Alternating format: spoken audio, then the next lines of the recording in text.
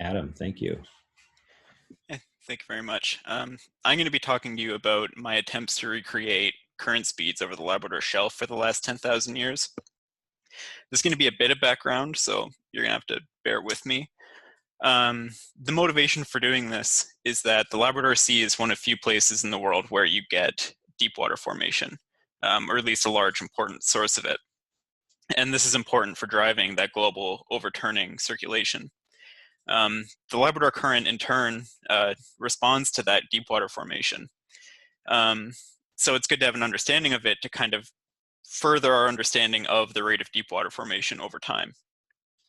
However, the earliest current meter records for the Labrador Sea only go back to the mid-1900s, and even about 100 years worth of current meter data isn't really enough to capture the long-term variability and changes of the Labrador Current that are so important for understanding how it functions on a large scale. So my goal using core MSM 4519.2, which I'll just call MSM 19, which is right here on the Labrador Shelf, is to recreate the current strength of the inner arm of the Labrador Current, which it presumably lies under. An important feature of this core is that it sits within Carl's Fenney Trough, just off the coast of Labrador. This is important because being in that trough, it's protected from iceberg scour. So this means that what we're seeing when we look at a sediment core taken from this area is in fact a continuous record of sediments. We're not getting icebergs coming by and grinding away the seafloor, which would take away large portions of data that could be available to us. Another important aspect of choosing this core was the availability of a really high resolution age model, which is really going to allow us to take our results and put them in the context of time quite accurately, which is nice. For those who might not be familiar with sediment cores, pretty much it's just a big tube or square of sediment taken from the seafloor. This is taken straight down into the seafloor. At the top of your sediment core is your most recently deposited sediments, and as you go deeper and deeper into the sediment core, say this is the top, it's not, but saying it is, deeper would be older sediments and older as you go down. So this allows us to look kind of back at ocean conditions from the past. And when looking at current sorting, it's also important to understand the mechanism by which sediments are deposited and sorted by currents.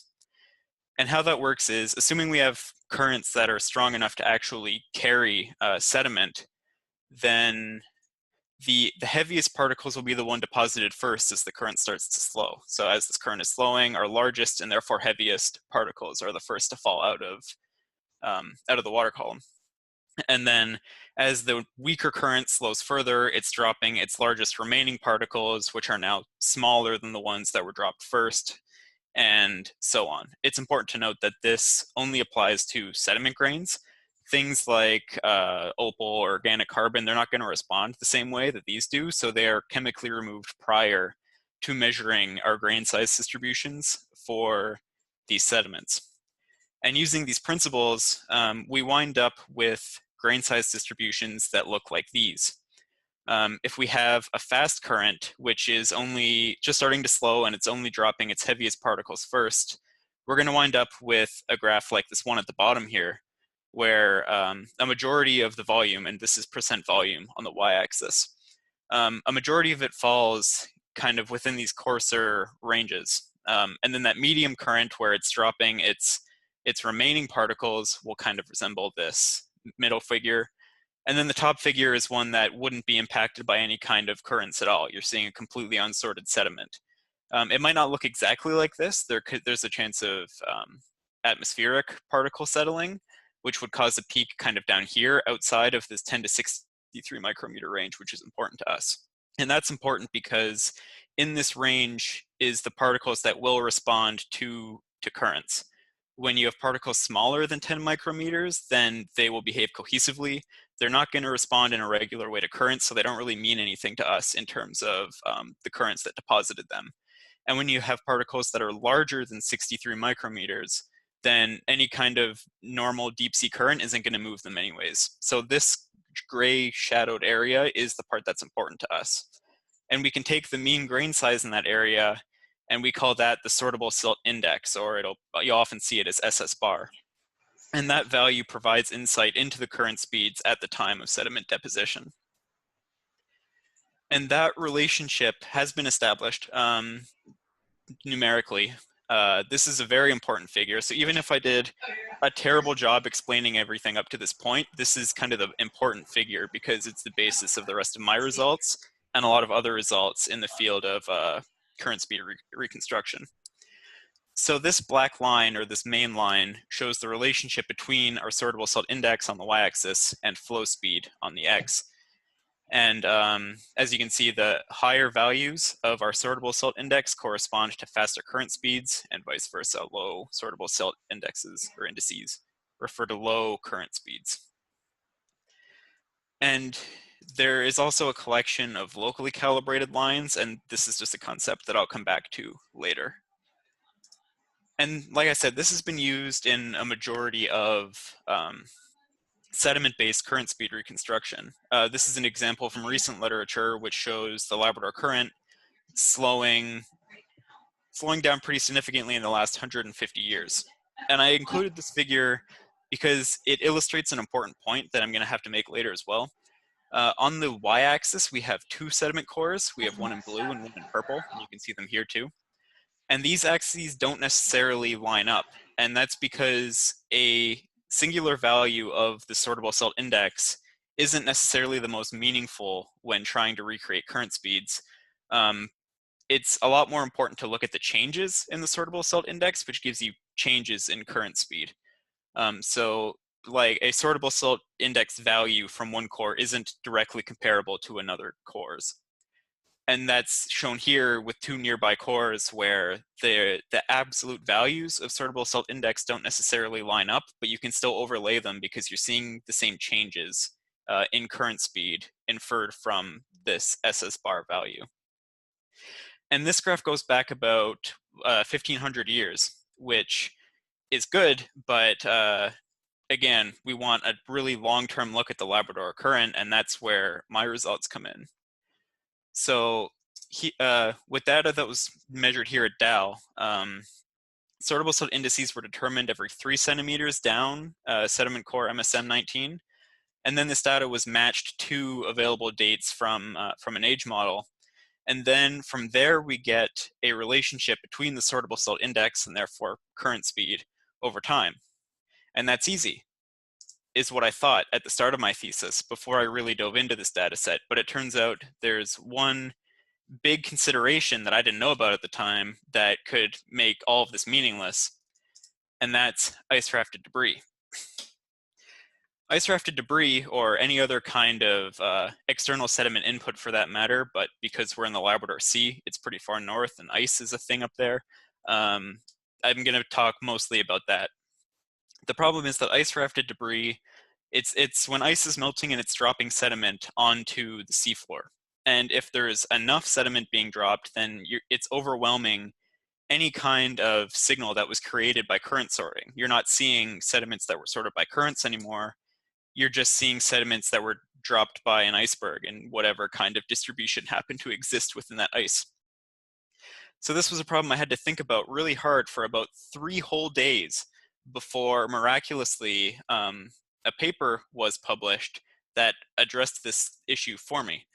And that paper was by McCabe and Andrews in 2019, and they suggested that if current speeds are sufficient, then it doesn't matter what the source of the sediment is, it's going to be sorted anyways. And you can see that in this top figure. You're having the ice-rafted debris falling out of the ice, and because the current's fast enough, it's being carried, and then when the current slows down, then you start to see that deposition that I talked about before. And if the current speeds aren't sufficient enough, then you're just going to have this unsorted deposition all along the seafloor, and that's what that top figure was with just the straight line of percent volume sediment sizes.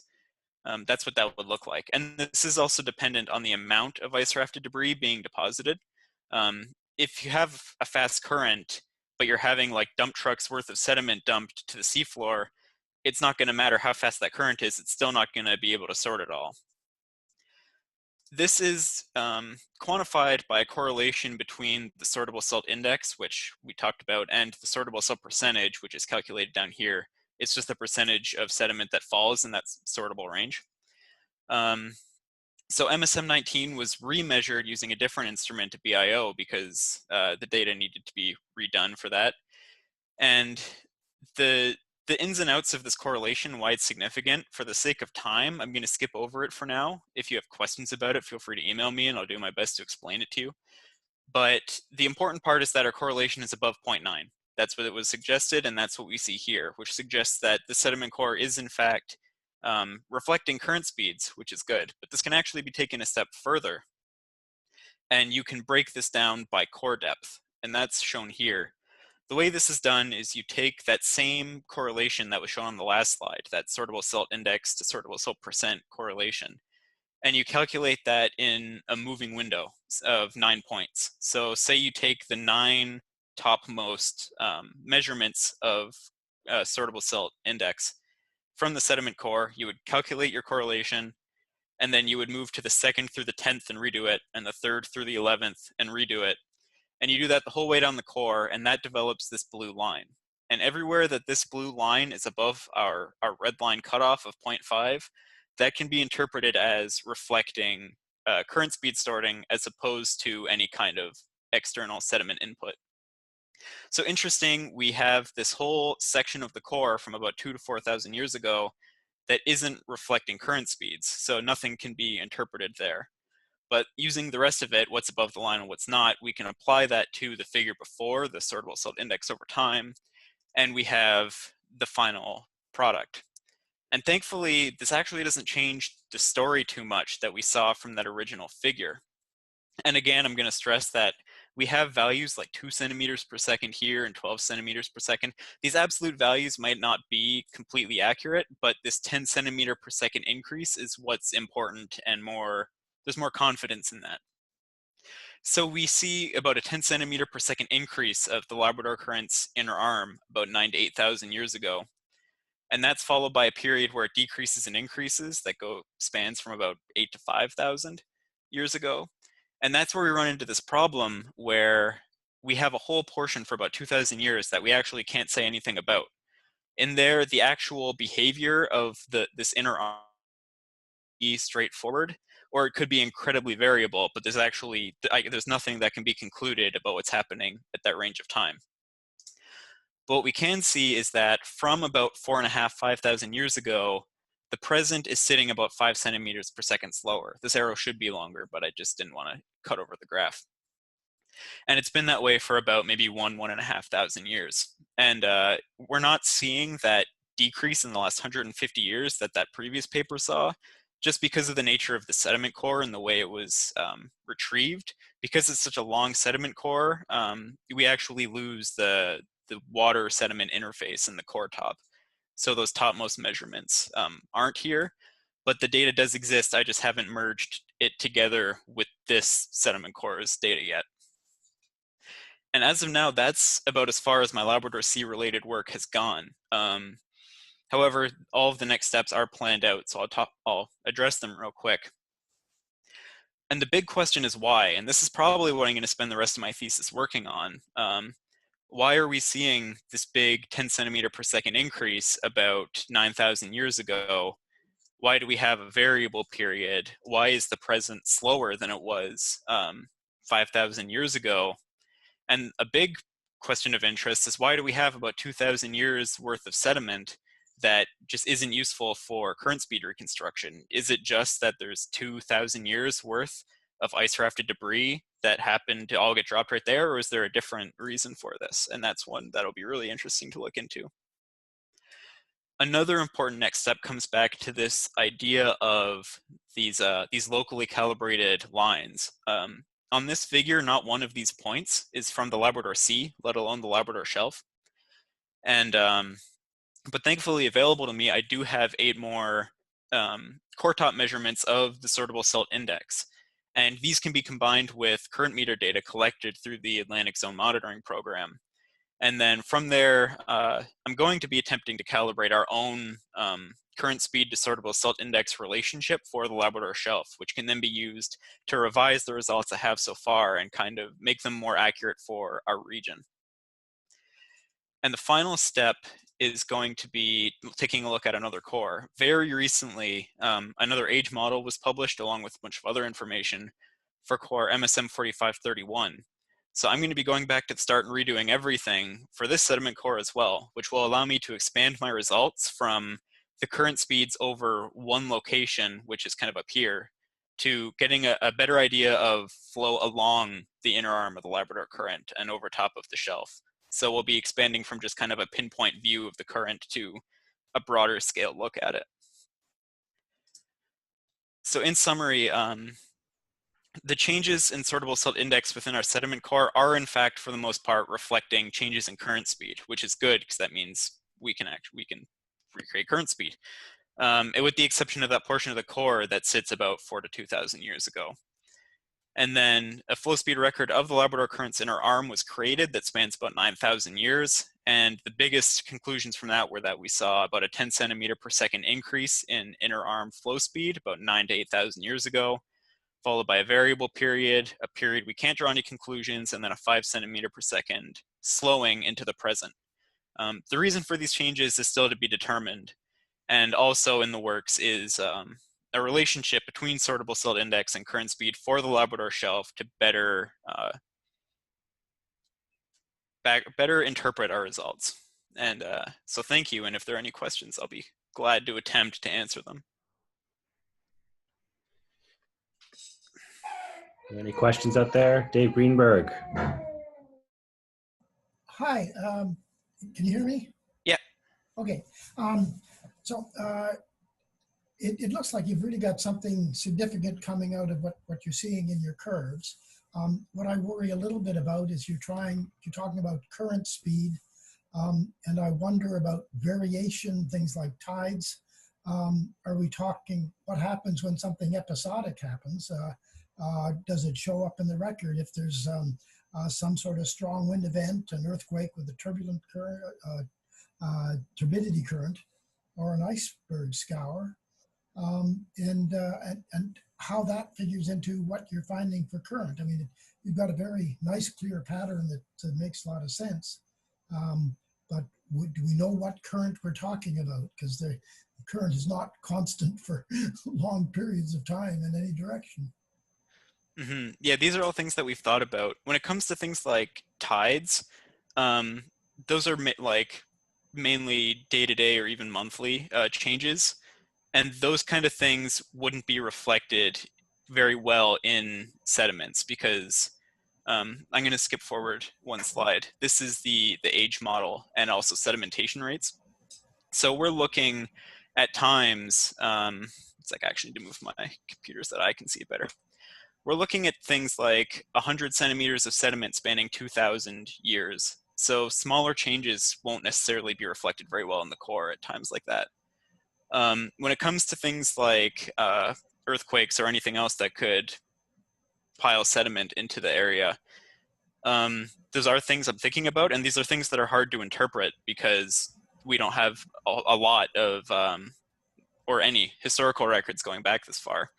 Some things can be accounted for just by the age model and by the sedimentation rate. Sedimentation rate is the solid line, where we have periods with high sedimentation rate, and we can see how that impacts our age model and how much of the core in that period of time is being advanced, if I'm making any sense. Like we have a high input of sediment, but we're not seeing a large change in the time in this core, in this portion of the core. We're seeing maybe a couple hundred years. So some things can be accounted for that way. But yeah, thinking about the fact that the current won't necessarily always be over top of this core site is a big portion of my thought process going forwards. And that could also explain some of these portions of the core where, you know, things can't be interpreted as current speed. That could be explained by the current simply being variable in nature, moving away from the core site. So these are all things that I have to think about and don't have solid answers for, but there will be a lot of thought put into them. That sounds good. As I say, it is something to worry about, but from what you're seeing in a correlation, it looks like there's something solid there to talk about. Mm-hmm. Any other questions out there? Hi, David. This is Laura. I'll ask a question. Adam, thank you for a very nice talk. I was wondering if you have any pet theories as to why you may observe some of the things you pointed out there in your second to last slide. I have some. Where are we? This portion of the core, where we're seeing that really large increase, this is near the infancy of the Labrador Current, I believe. And this is also around the time that we're seeing meltwater events from the melting of the Laurentide ice sheet. And the inner arm of the Labrador Current does carry a lot of Arctic runoff. So I imagine that this portion here is some combination of the establishment of deep water formation in the Labrador Sea combined with meltwater events. As for the variable period here, I know that about 5,000 years ago was the Holocene thermal optimum when temperatures were at their highest. I don't exactly know how that would have impacted current speeds yet. Presumably, higher temperatures would cause stratification, slow down deep water formation. But you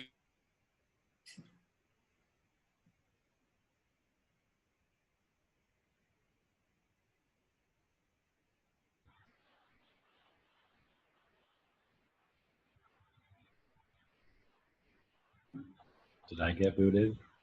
Or did I think Adam might have. Adam's off. Okay. Well, that seems like a natural end to this. Yeah, he's gone. Okay. Well, thanks a lot, everyone, for coming. Next week, we have Shang Fei and Connor, so another interesting one.